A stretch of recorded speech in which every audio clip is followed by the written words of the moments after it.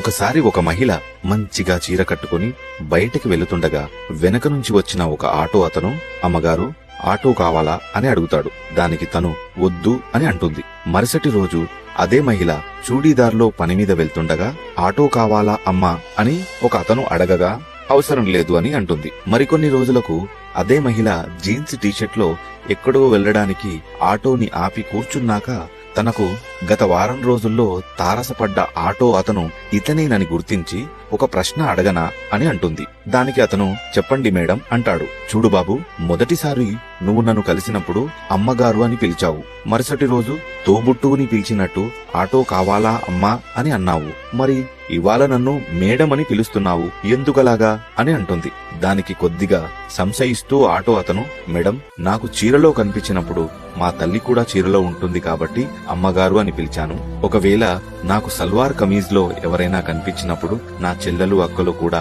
అదే డ్రెస్ లో ఉంటారు కాబట్టి ఎక్కడికి వెళ్లాలమ్మా అని అంటాను. ఇవాళ మీరు మోడర్న్ డ్రెస్ లో ఆధునిక మహిళలాగా ఉన్నారు, అందుకే మేడం అని నోటి నుంచి వచ్చింది మేడం అని అంటాడు. నీతి ఏమిటంటే, మనం వేసుకునే బట్టల వల్ల మన వ్యక్తిత్వమే కాకుండా మనల్ని చూసేవారి ఆలోచనలను కూడా ప్రభావం చేస్తుంది. మరిన్ని మంచి కథల కోసం నన్ను ఫాలో చేయండి. Download ShareChat.